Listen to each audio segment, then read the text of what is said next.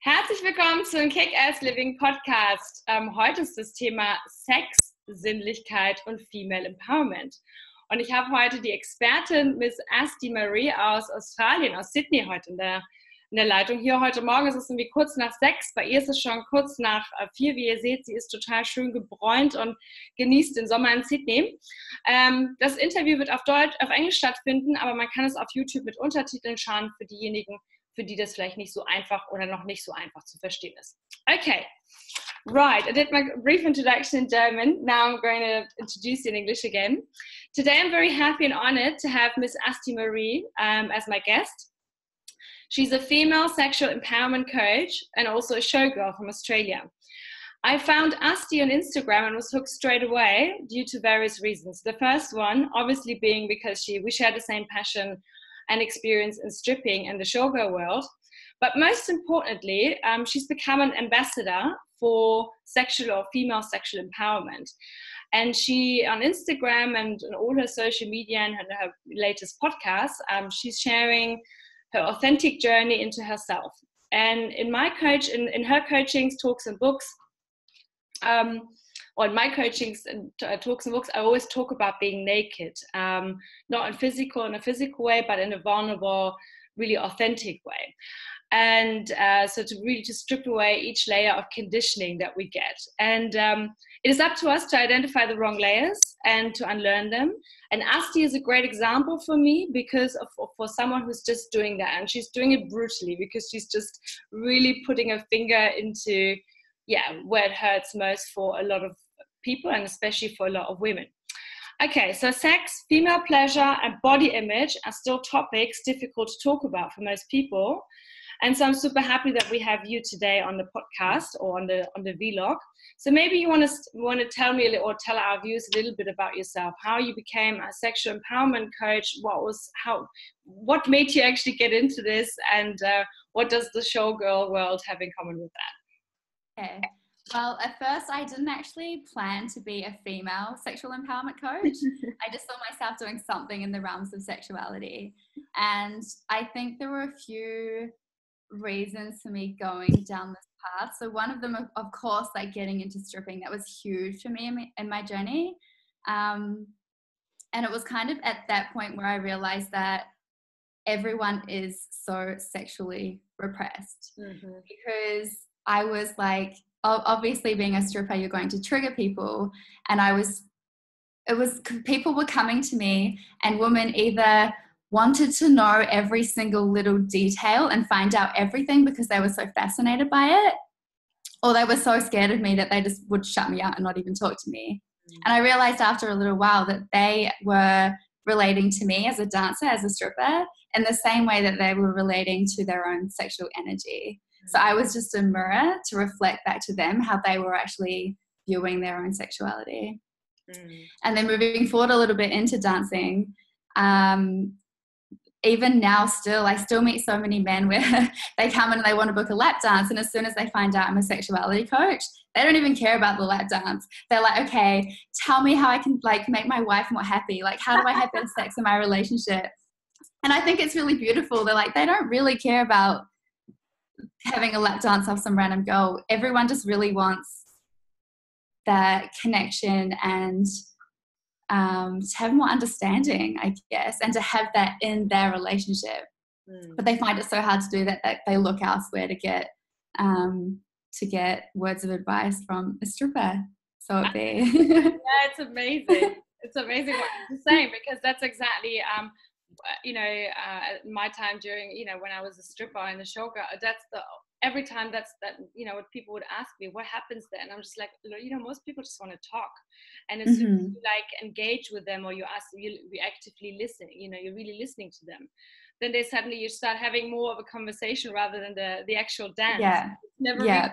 It's very rarely about the dance. It's most of the time it's about creating a connection. I think it's really powerful what you've just said, that men actually go to these places, obviously to unwind, to relax. Also nice to look at beautiful women, why not, But to actually get a connection, or to get something, to get that bridge that they don't get at home. So yeah.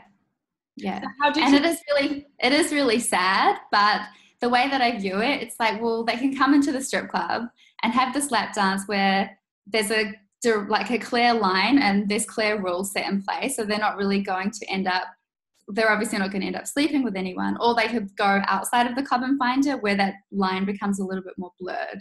So it's a way to kind of have these needs met outside of the relationship, but in a more safe way. True. And so how did you get into stripping? Because you just said earlier that it was a huge deal for you. So from what I remember, when I looked at your Instagram page and your blog, I've been following you for quite a while now. And so, because it always resonates with me, because you always said, you know, your family wasn't, you know, totally in the picture at the beginning, or, you know, kind of, obviously, what are you going to do? Say, Mom, Dad, you know, hi, I'm going to be a stripper now for the next 5 or 6 years. So what are you going to do? I know, that was actually like very uncomfortable for me. So going into stripping itself, I was a pole dancer before. So to be on stage was fine. I had no problem really having conversations with people. But it was the getting naked part that I had to get used to. Like the first time I had to take my top off on stage, I was like, oh, am I really doing this? Like you still question yourself, like, is this allowed? Like, is this okay? What am I doing? But you get used to it pretty quickly, don't you? I feel like there's so much shame that we hold in our bodies. And then as soon as you kind of take off your clothes and the world has seen it, you're like, oh, it's okay. Like I survived. It's not as bad as what I thought. And it's something that I've actually seen a lot in a lot of new dancers, and also in workshops where we've included nudity, that you just kind of come over your body confidence issues just like that. Like it's not a big deal after a while. But in terms of telling my parents, I didn't actually tell them. So I had a boyfriend at the time. I planned to strip only for 2 weeks. It was meant to be a 2-week thing to make a little bit of money. It's been 7 years now.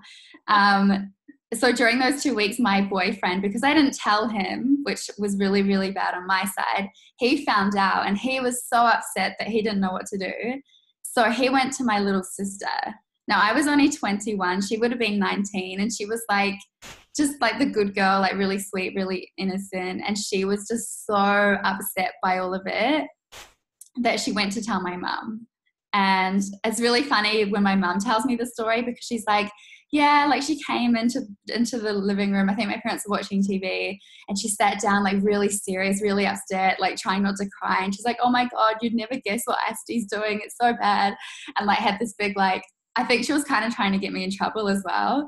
And then she left the room. Both my parents just looked at each other and they were like, okay. Like I think my parents knew that I was going to be a stripper before I did. Like there was no shock there. Oh, okay. Yeah, because that's funny. I mean, it's funny that you say that, because I think with my parents it was very similar to that. They kind of thought, okay, they were shocked, but they weren't that shocked, because they thought, well, I mean, she's you know, she's just the type that would end up doing something funny or, you know, crazy. Yeah. You know, but it's what you said earlier. I would really, you know, find it really interesting, because that's what a lot of women always ask. You know, like, you know, the body confidence. And when you go up on stage, I found for me, I always struggled with body image issues for a long time. And I remember when I walked into my first strip club, I said, wow, if I can be like these women on stage, if I can just undress like that in front of like an audience and not feel shame and uncomfortable, then I really have my life under control. Yeah. And it was like that in the end, you know. It's funny that you're mentioning it, that just after a couple of times you do it, it becomes so natural. And because I think that's something we unlearn, you know, because when I look at the children, you know, they're just like, okay, look, they just undress and they go, look, I have a bruise here, or I have a bruise there. Yeah. Scratch, look at my scratch. And you're like, well, you're butt naked. Yeah, so what? You know, I was born like that. Yeah. But as adults, you know, we become so conditioned that our body is something shameful and something, you know, that has to be, you know, dressed and has to, well, obviously we can't walk around naked maybe in our jobs every day. You know, we don't always have the privilege like being a stripper that we can do this. But still it becomes something shameful, and that equals, you know, when the body becomes shameful, it automatically equals sex is something shameful, right? Isn't that what? Oh, totally. Yeah. Well, I feel like one thing that I speak about a little bit, and this is quite important to me because I have done workshops in the past about body confidence, and I got so much backlash around this because people would look at me and be like, well, who are you to talk about body confidence? Like, you're skinny, you're fit. Like, what do you know about body shame? And my side of the argument, well, first of all, body confidence issues don't discriminate against anybody. It doesn't matter what size you are. It all comes down to the conditioning and what you've picked up from people around you. So you could be like tiny and have like the quote unquote perfect body, but if you grow up with your mum dieting and being really strict on what you eat, you'd probably grow up to have more body confidence issues. So it doesn't depend on the size of your body, but also it goes further than that. So even if you have the perfect body, whatever that is, so many women say can walk on the beach, down the beach in a bikini and feel fine with that. But when it comes to being naked, there's so much shame around the breasts and the labia and the vulva, just because it's seen as a sexual object. So it's not necessarily just being ashamed of your body, but being afraid and ashamed of being seen as a sexual being almost. Yeah, true. I find it also interesting that there's so much negativity around sex workers, and even I always fought against that when somebody said to me, but you work in the sex industry, and I'm like, yeah, but maybe. I said, but I'm not actually selling sex. So it's like what it feels, so the whole sex industry has such a negative image to it. It feels like a stained sheet, like a cheap stained sheet. And why is that? And I said, but I'm having the time of my life, actually. I loved it. I love dancing. I mean, dancing for 6 years, and then at some point I stopped. But I said, so everything around that is has a negative impact. Do you maybe think it's because women are in a very empowered situation? Because I've met maybe 1% of girls in my whole time being a dancer, and I mean I danced in the UK and in Australia, that were a little bit victimized, or they had abusive homes before. But the rest, the 99% of the girls that I met were actually super empowered women, and they were quite scary in a way, because they're so comfortable in their own skin. And do you find that maybe that's got something to do with why everything that revolves around sex or sexuality, especially in women, is that people are scared of it because women are so empowered? Oh, definitely. Well, we're just being taught our whole lives that sex is dirty or shameful. I'm sure we've all been slut shamed at one point in our lives. Like if you go out and you kiss a boy or hook up with someone, and all the other girls call you a slut, and then from that moment you learn that you can't be too sexy or too slutty or dress a certain way because you won't fit in, because you're going to be slut shamed, and that's huge. I think it's important for women to really support and celebrate each other, because when you're shaming a woman for doing something, all you're really doing is shaming that piece within yourself, because we are all the same. So generally I find if a woman is going to shame another woman, say like this happened to me in my own life where I was slut shamed quite a lot. I was really open and flirty and bubbly in the way that I interacted with people, and naturally quite pretty as well, I guess, which intimidated other women or other girls.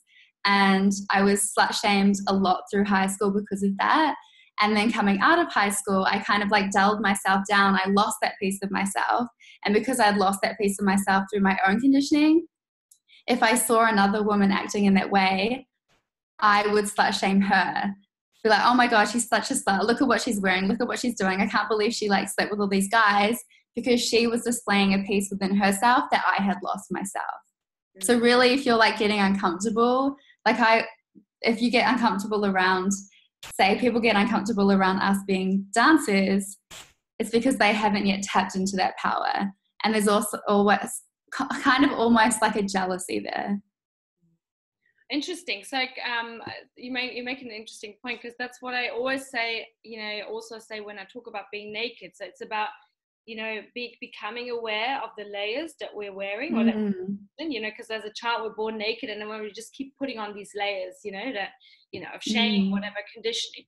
So, but the first step would be to become aware of that, to become aware, okay, I'm being triggered by this gorgeous woman who's a dancer, and I feel like, oh, I'm jealous because I'd love to be like that. Do you have any tips or anything that you could tell our viewers, how what are the signs that you know to make you become aware, and what are how can you like relieve yourself a little bit of that, you know? So if you do feel jealous towards another woman, it's important just to stop there and ask yourself, what is it about this other person that's making you feel uncomfortable? And feel that inside of you, because it's something inside of you that's trying to tell you something. And then maybe ask yourself, is she displaying a trait that I've lost in myself? Or is there something about her and her characteristics that I would like to be more of? So if she's being really sexy and open and free, maybe ask yourself, is that how I want to be? Do I want to incorporate more of that into my own life? And from there, that will give you a starting point to learn and to grow and to expand and to accept yourself more on those levels. Okay, that's really cool. And so do you meditate on it? Because I saw you meditating as well. Yeah, when I meditate a lot. There's a lot of different practices I do around meditation. Yeah. Okay, that's because I think that's also a really important point, because I think we're in the Western culture we're still so like programmed to never feel bad, right? And it's like if you feel bad or shame or sad, then it's kind of something that you push away, either by I don't know, emotionally, you know, you're eating emotionally, you go shopping, you go drinking, you have sex, you know, in order just to repress and get away from that bad feeling. So would you say that since you've incorporated meditation in your daily practice, that's something that makes you deal with your emotions easier, that it's easier for you to deal with it? Or? Oh, definitely. So a lot of people, when they feel an uneasy emotion, like you said, they just want to push it away. And the way that I like to kind of view this is like, if you had a little kid and he was being really naughty, frustrating, like maybe crying, throwing a tantrum, and you locked him outside, he's not going to go away, right? He's just going to get louder and like bang at the door and like fight even harder for your attention. And that's the same thing with your emotions. So if you're feeling jealousy or anger or sadness and you try and just push that down, it might stay down for a little while, but eventually it's going to come up, and it's going to come up even more powerfully and even more stronger. So instead of trying to push it away, if you can sit with that emotion, and it usually shows itself in a felt sense, so you can usually feel it somewhere in your body as a sensation. And if you sit with that emotion, and even just to start with, you can just hold it and tell it that everything's okay. Like, it's okay that you feel sad. Hold yourself and say, it's okay that you're jealous. Jealousy is a normal emotion. It's okay that you're upset. It's fine. And if you need to, express it. Like, let yourself cry, let yourself be angry, and just stay with that and just accept it and be present with it. And then the second step from that, which I would normally do, is ask it. So asking the emotion, say if it's jealousy, asking, what is it that you're trying to tell me, or what is it that you need from me? And then a few different things could come up. Like, maybe it needs to feel more loved. Maybe it needs to feel seen. Maybe, I don't know, anything could come up. So then you can offer it love, offer it attention, and just be with it. Okay. Do you write it down? Do you write things like, I think it's that's a really great tip for, you know, because I discovered that pretty late in my life, to be honest, you know, that really just to say, I'm going to sit with it. And then, you know, the anticipation of, okay, I'm going to ask it, what do you want? Yeah. And then you need to press an answer, but that's obviously. It can be easier to write down. Yeah. And what I have found with a lot of this work, especially around sexuality, all of the conditioning and all of the discomfort and all of that shame, it usually is your inner little girl. So if you're feeling any shame around sexuality or around another sexual woman, it's usually the inner girl inside of you and all of her conditioning that's coming up. So one thing that I like to do with my clients is for them to get a photo of themselves as like a 5-year-old girl or a little girl, and to offer that little girl in the photo all the words of love and advice and wisdom and everything that they wish that they received when they were younger. So you can share things like, sex is really beautiful, your sexual pleasure is your divine birthright, and just give her everything that you missed out on. Because that little girl, she still lives within you. And the more that you can connect to her and rewire her thoughts and her conditioning, the better view that she's going to have on sex, and the more healthy and vibrant relationship you'll have with your own sexuality. Yeah, that's great. That's really good advice. But how did you get into this? So when was there like everybody, most people have like this kind of epiphany moment, you know, where they go like, oh, this is the trigger, now I get it, you know. Well, do you have a moment like that when you realize, okay, this is what I really need to tap into, like I'm done with all the shame, I need to look at my inner girl, I need to, you know, go on this journey toward within myself? Yeah, do you have a moment? Yeah. Okay. Well, it didn't really come on like as strong as that, because I didn't know about the little girl. I didn't know about all these techniques. I didn't know about coaching. I just had no clue. I knew something had to change. So I knew what I wanted to do, but I didn't really know the how. And this started right before I started stripping. I was in a very toxic, emotionally abusive relationship and was not happy at all. So wasn't happy in the relationship, wasn't happy with our sex life, wasn't happy in my body. I was kind of stuck in all areas of my life. So pole dancing kind of gave me that first little taste, and I guess kind of helped me break out of that relationship. And then I dove into stripping, which gave me a little bit extra. And then there were lots of moments where I kind of had the idea of like, I would love to teach female empowerment because of everything that stripping gave me, like the body confidence, feeling secure within my body and within my sexuality. But you know how you talk about being seen naked? At this point in my life, I was only being seen physically naked, and I hadn't tapped into like the spiritual side of things or the emotional side of things. So I knew there was I could go a little bit deeper with this. And then eventually I found Layla Martin online. She's a huge YouTuber, just like a goddess when it comes to all things sex, love, and relationship. And I was watching her. Layla Martin? Yeah. Do you know her? No, but I'm going to look her up. Okay, yeah. Okay. So I started watching some of her stuff. There was a few other coaches that I started looking into and started doing like self-pleasure rituals and meditations and practices, a little bit of meditating, and I was still just like doing little bits here and there. And then I found Layla's course. So she started a course where she started coaching coaches to be sex, love, and relationship coaches. And then I dove into like this full year of like just being smacked with everything. Yeah, and that course absolutely changed my life. Okay, wow. So are you going to, do you think about doing a course like that yourself? Are you going to put something like that online for other women to actually experience it? At this stage, I don't think I'll make anything as grand as that, because it was a process of kind of doing all of the inner work, all of your own work, and then going through the coaching and then becoming a specialized certified coach. I do have my own courses. I have one out now called Sex Magic Manifest, which teaches women to use and harness the power of their sexual energy to manifest their desires. But generally, most of the work that I do with women is one-on-one coaching. And they do get a taste of everything that I learned in this program. But it's nice working one-on-one, because then we can work in a way where all of the work that I give you is really specific to what you need. Okay.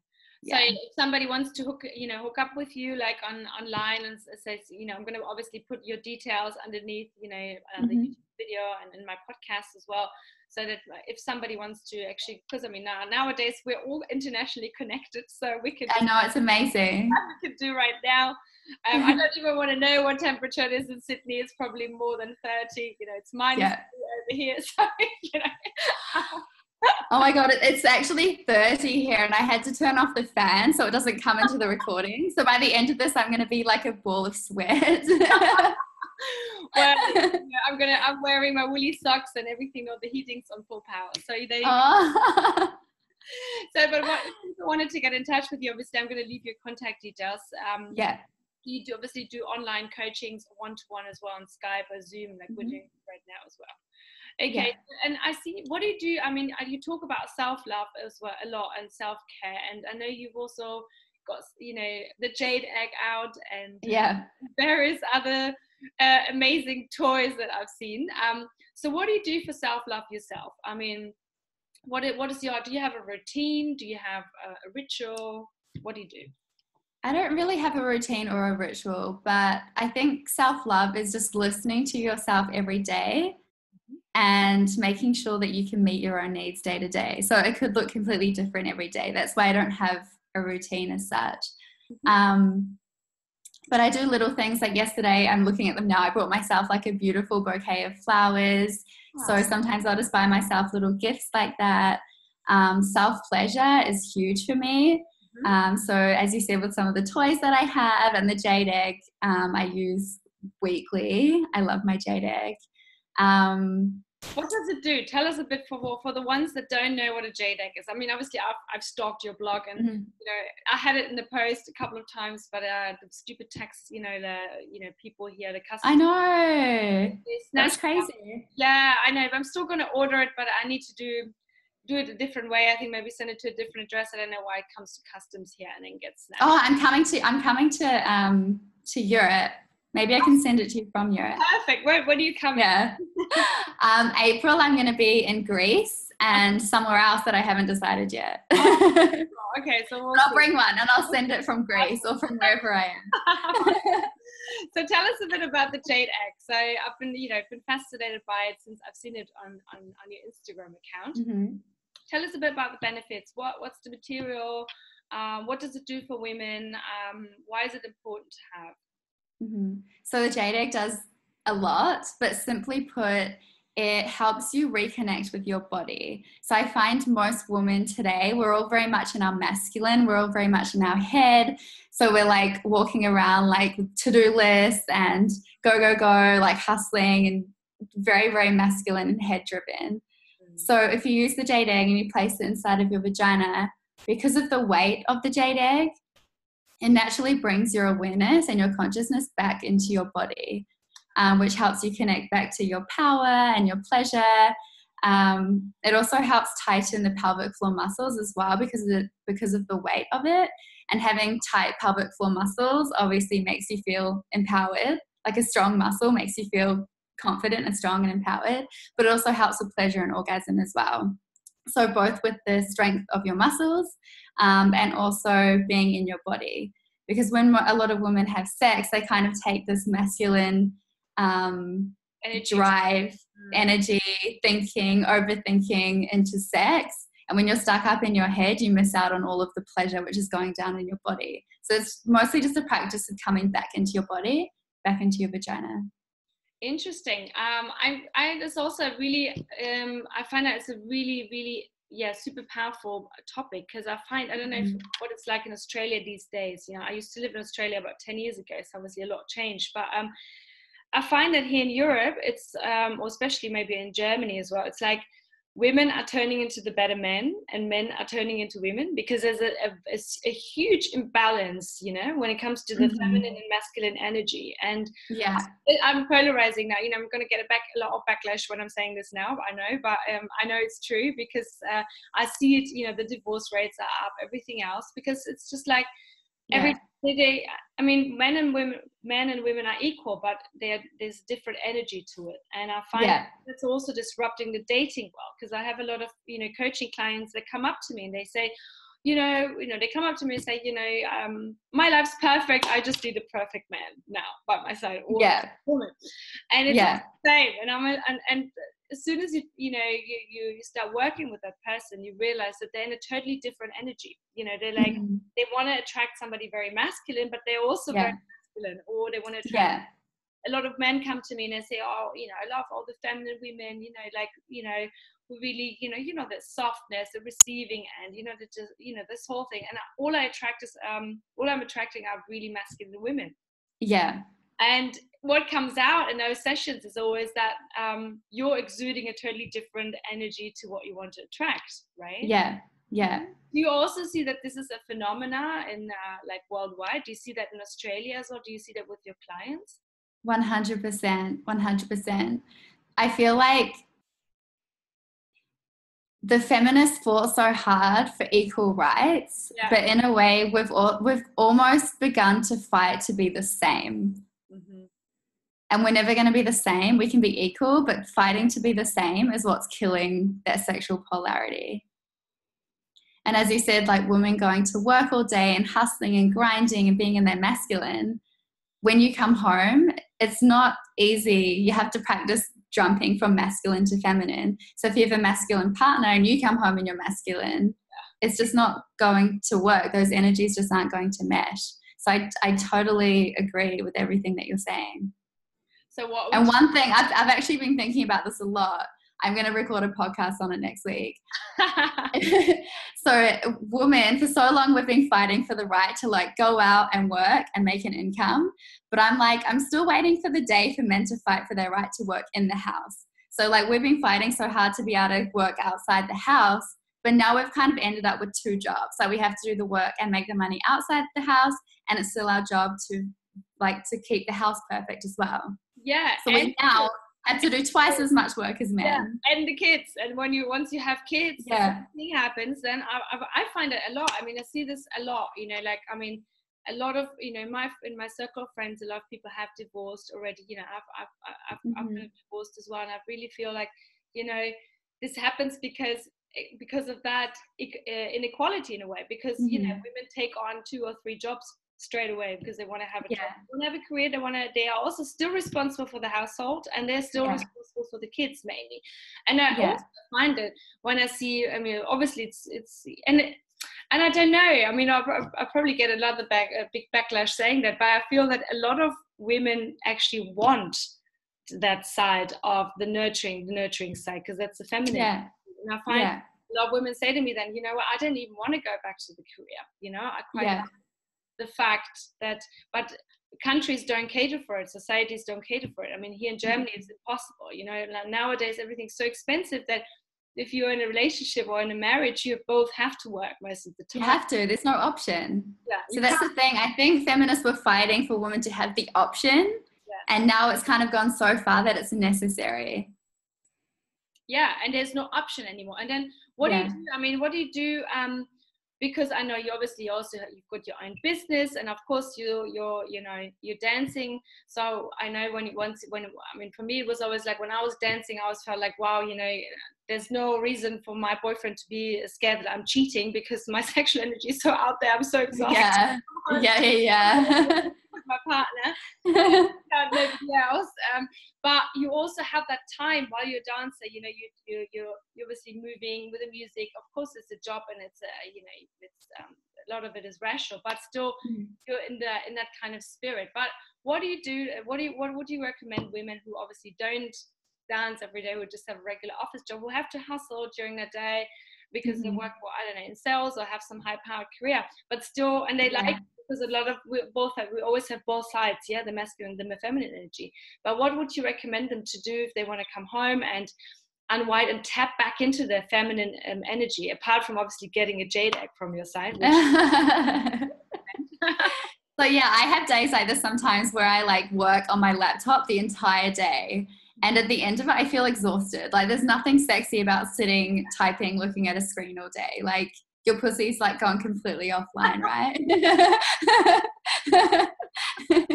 So usually after a day like this, like, I'll come home and dance. And it took me a long time to actually really see the benefit in dancing. So I was a gymnast when I was younger, but I kind of always used like gymnastics, pole dancing, and being a showgirl as a very like egotistical sort of thing. Like, it was more about having people watch me. And then also, of course, to make money. And it wasn't until like a couple years ago I actually realized the benefits it can have on your emotions and your well-being. So I never used to dance in the house. I wouldn't even like dance at work if there was no one watching me.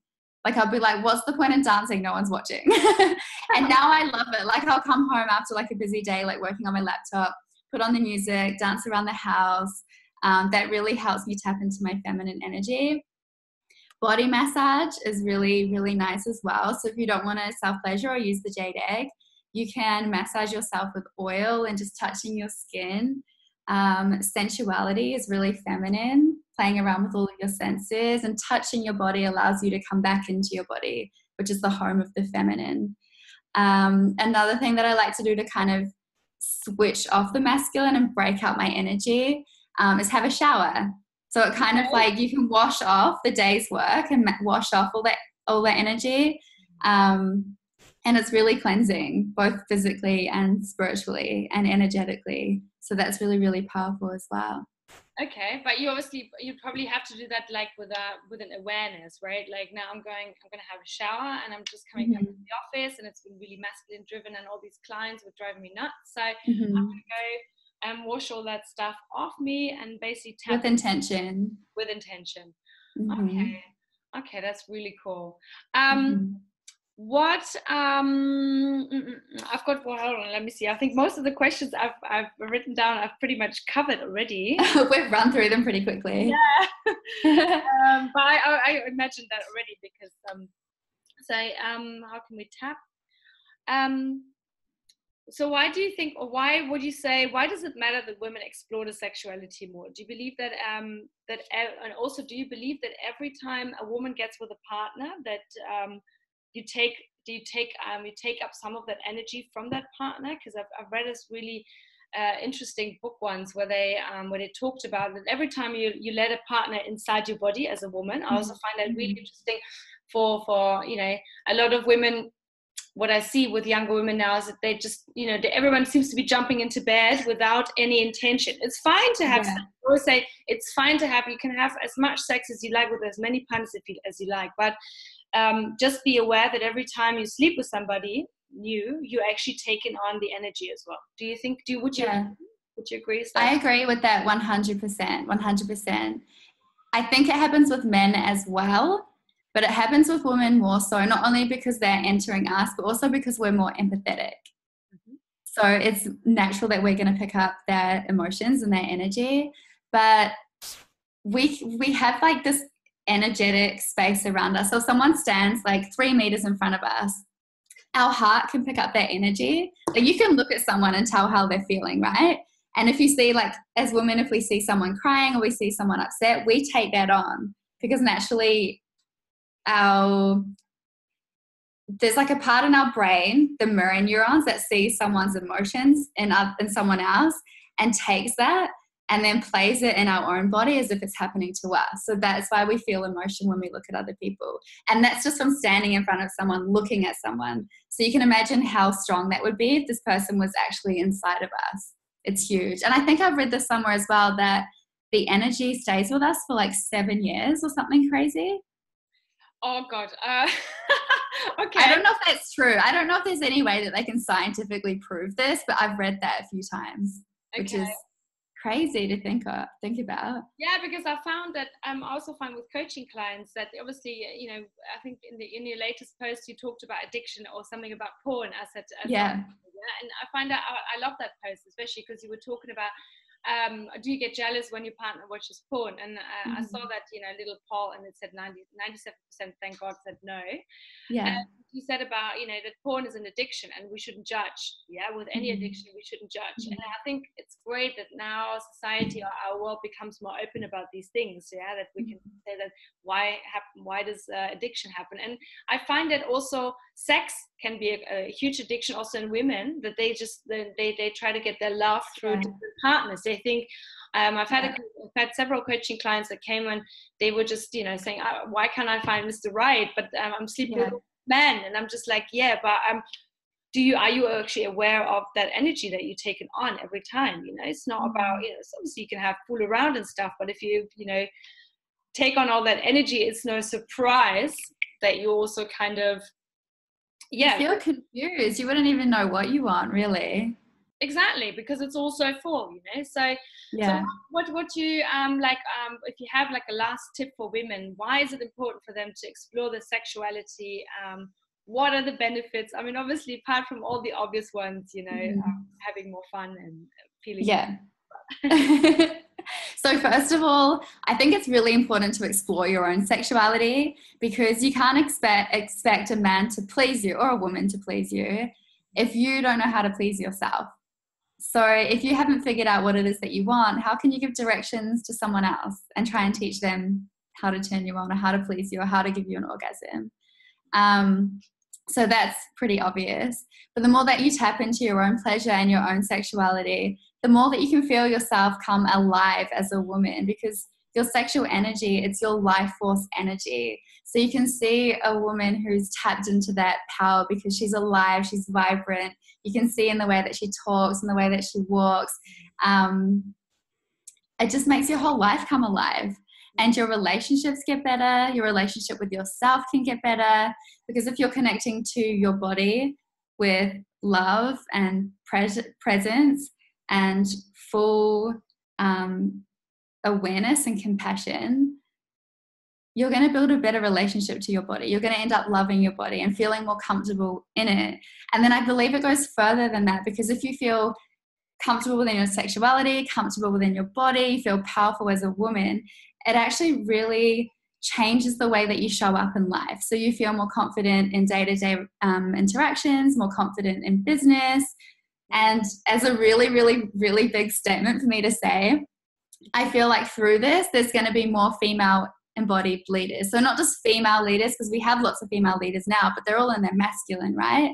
But if we had more women tapped into their sexual power, their feminine energy, would have more female embodied leaders. And I feel like as a whole, that's just going to make the world a much more happy and balanced place for men and for women.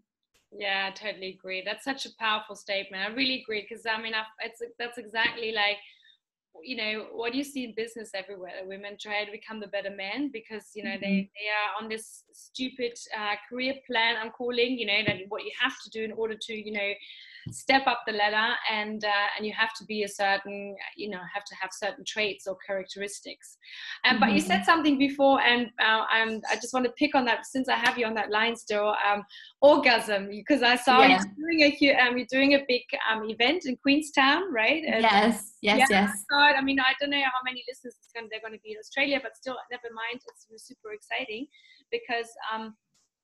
Orgasm. Tell me a little bit about it. What are you going to do in this at this event? Because I saw champagne. I said I'm coming. You know, get me a ticket. But it's funny you bring this up. I posted this an hour ago. You know, got it early this morning. So this one, it's actually in New Zealand. I used to live in New Zealand, and this is the town that I lived in before I started dancing. So it's almost like I'm going back to where the whole journey began to teach this workshop. Eventually, I think I'll end up doing it in Australia as well. And I also posted the other day that I'm going to start doing hens parties. So I'll be teaching this similar type of thing in private parties as well, for hens parties or birthday parties. That's brilliant.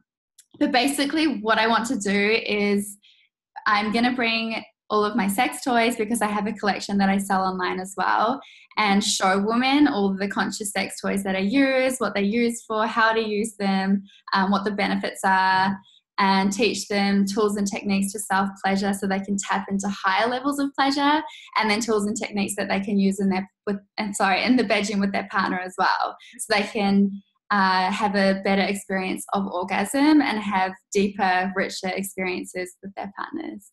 Okay. So this is so juicy. I can't wait for this workshop. And in the past, I've kind of been a little bit afraid of doing something as bold as this. So everything's been like self-love, female empowerment. And this time I was like, I'm just going to go all out. It's called the Big O, refining and, what is it called now? Refining and redefining and enhancing the female orgasm. Okay. So I'm like, this is what I'm doing. This is what I'm about. So hopefully I'll get a bunch of awesome women to attend. It'll be heaps of fun. I really hope so, because I think it's a great topic. And I also think there's so many different forms of orgasm as well that women can experience. And I mean, you know, obviously what you said before with, you know, you're strengthening your pelvic muscles with the Jade Egg or anything. And that's what a lot of women, I mean, say that once they've been pregnant, they've had a child, and obviously the pelvic muscles are, you know, looser from the child. And that's what they complain about a lot. And I find it's such a big taboo. You know, it's a taboo. Yeah. You know, people are saying, wow, the female orgasm. You know, I mean, you also said it in your Instagram post that it used to be a disease, or people call it or an illness or something. Yeah. I mean, the funny thing is, I always think, what's the point of a clitoris? Yeah, it's there, you know. It's pleasure. That's it. Pleasure. That's it. It's about the function, you know. I mean, the male orgasm is about, you know, spreading the semen, you know, but the female, you know, the clit is just there for pleasure. So So do you think there's different types of orgasms that a woman can experience? Of course, 100%. So a lot of women don't even experience orgasm, and I feel like that's really important to say, because I feel like a lot of these women that don't experience orgasm feel that they are alone or that they're the only ones, and they're not. Yeah. They're not. You're not alone. Then on top of that, the majority of women can only experience orgasm through stimulation of the clitoris. Yeah. I think that's about 70-80% of women. And then I can't remember how many can't experience orgasm, but 70-80% of women can only experience orgasm through the clitoris. But you can have orgasms from the clitoris, through the G-spot, so that's squirting, the cervix, and then people even have orgasms from anal, people have orgasms from nipple stimulation, like there's just no end to it. I find that super interesting because I also there's like, you know, you can have an orgasm through massage, right, without ever actually being touched anywhere near the sexual, you know, your sexual organs. So obviously there's a lot more to it. So I find that's a really good closing sentence then, because it's to really, you know, empower women and also men. I mean, it's also obviously to look into that, you know, to look into their own sexuality and to really explore bodies and to get that connection and to get that self-love and that self-care that you were talking about. That was really brilliant. I've got a final round of questions that I ask everybody who's on the podcast. Let me just see. I mean, you've already said one of my questions was who has inspired you the most. I think that probably would have been Layla Martin, unless you've got somebody. Okay. 100%. What do you? Can you name a favorite book, or favorite TED talk, or any kind of talk that, you know, we might, you know, follow up on YouTube? So favorite books, one of them is The Way of the Superior Man. It's written for men, but I think it's really, really beautiful for men and women. Another one that I really love, which is kind of going off the topic of sexuality a little bit, but not really, is what's it called? The Body Keeps the Score. So this is a book all about trauma and the way that traumatic experiences through past generations, through your childhood, can affect your body and your life today. And it does tap into sexuality in some parts of it, and I just find it so mind-blowing. It's so interesting.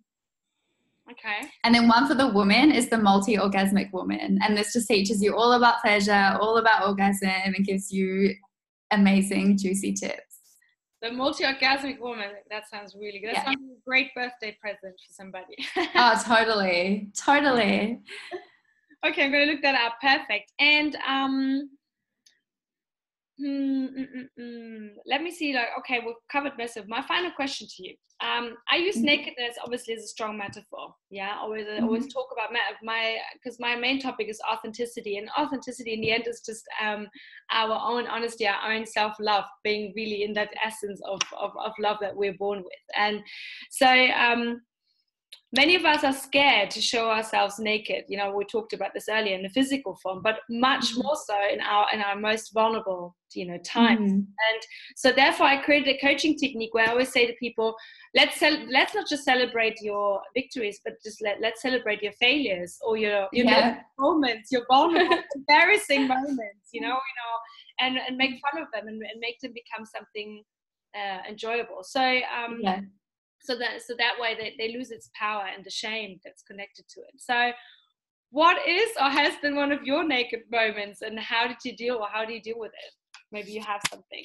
So is this embarrassing moment or a vulnerable moment? Because like they're quite vulnerable or embarrassing, whatever you want to share. It's like everything. I find it shame, like embarrassing or vulnerable always has shame attached to it, you know, in a way. So okay. Any like when you first said most vulnerable moment, like I feel like there's a lot that I do where I see myself naked because I show up in podcasts and talk about my sex life and like all of this stuff, but it's still almost like a little bit filtered. I think where I most feel naked, which I guess like physically and emotionally, is having sex that is authentic, where you're showing your true expressions. And I felt really, really embarrassed about this when I was younger, when like that orgasmic energy takes over you and you find yourself like bursting out in tears. The first time I ever did it with someone, I was so embarrassed. I wanted to like run away and hide. And now it happens with my partner sometimes, and he's so used to it, he'll just like sit there and like look at me in the eyes and hold me, and I'll be like in this amazing like blissful state of pleasure, but it's just so overwhelming that I just want to cry tears of joy. And to me, that's like the ultimate vulnerable state. Wow. I have goosebumps while you're telling me this, because I really relate to this, and I also find that tears and everything around that, really letting go, and is and being seen doing that, because we all get conditioned. Like, I guess we watch porn and movies and everything that just shows us that sex is pleasure, but when you have sex, that sexual energy is healing, and it can bring up anger or sadness or pain or any kind of emotion. But when we feel anything that's not pleasure and not joy and happy, it's kind of on the darker side of the spectrum, we hold that in. So it can be really beautiful, maybe a little bit shameful, but it's very vulnerable to allow all of your authentic expressions of emotion to come through you and to be expressed. Yeah. And be seen doing that. So you being like using sex as a vessel, really, to like, to offload, your emotions. Mm-hmm. Wow, I was really, really brilliant. It was really nice talking to you. I find we got a lot of input from you, and keep on that path, empowering women. You're on the right track, really. I mean, there's no right or wrong, but there's just, it feels really good what you're doing. And I think the world needs that right now. And thank you so much for joining in. I'll send you so much with all the details, and I put down, for all the viewers and listeners, I put down all Asti's details, so you can contact her if you feel like having a one-on-one coaching session with her. A lot of you guys are traveling to Australia or New Zealand, hook her up, have a look her up. And thanks again for joining, and have a beautiful day. And thank you so much. That was so much fun. Thank you. Take care. Bye-bye. Bye.